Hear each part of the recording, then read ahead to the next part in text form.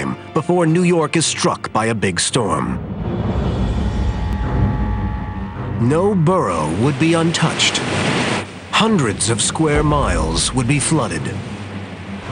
New York would cease to function. There is no service in the city at this time.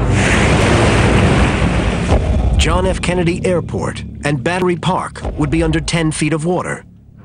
The subway would be flooded and hundreds of buildings severely damaged. Rebuilding would cost hundreds of billions of dollars. Parts of the greater New York City metropolitan area, presently home to more than 20 million people, would be forced to evacuate. It would be a catastrophe on an unimaginable scale. Global meltdown. It's a bleak vision of the future, but scientists believe it is inevitable unless we act. Our world is changing beyond recognition, and we humans are making it worse. The ice caps are melting, and sea levels are creeping higher and higher. Worse, it appears that we are moving ever closer to a tipping point, beyond which we can't stop it happening. But there is hope. Some scientists believe that if we act now, we might just stop the meltdown before it's too late. Let me show you something really cool. This is the history of lead concentration in snow falling in Greenland. And in 1750, we're starting to use a lot of lead in the Industrial Revolution for batteries and paints and so on. And we see the lead that we're using showing up and spreading around the globe, showing up in Greenland. And we start putting it in more things. We start putting it in gasoline to make our cars work. Then we had the Great Depression, and we had World War II, and the economy goes down the tubes. And then we get really serious about putting lead in gasoline and running our motor cars around. And then we said no.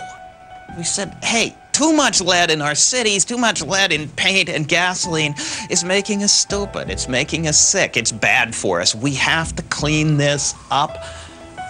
And we did. We got the lead out, and it's really beautiful that this worked. And so what one sees is that we humans really can mess things up. We can foul our nest. And when we decide we want to, we really can clean it up. We stopped pumping lead into the atmosphere, and the atmosphere changed. Could we do the same with carbon dioxide? By investing in renewable energy sources like wind and solar power, and cutting greenhouse gas emissions, we could perhaps begin to clean up the atmosphere. Maybe we can avoid pushing the climate past the point of no return. It's going to be hard. It's something that is inevitable, and we must live with nature rather than challenge it, because all the challenges of our sophisticated engineering can only delay the inevitable. We're causing these changes, and yet they're really next generational. The people who are going to suffer the impacts are going to be our kids and their kids. It's something that we can deal with later, building walls or moving our cities, or we can deal with now, trying to slow down the warming, trying to find out what is needed to keep the ice sheets happy and healthy here. But the consequences of failure are truly terrifying.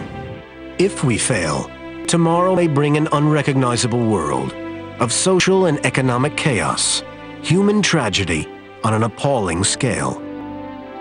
Or if we act, it may bring little change at all. The choice is ours.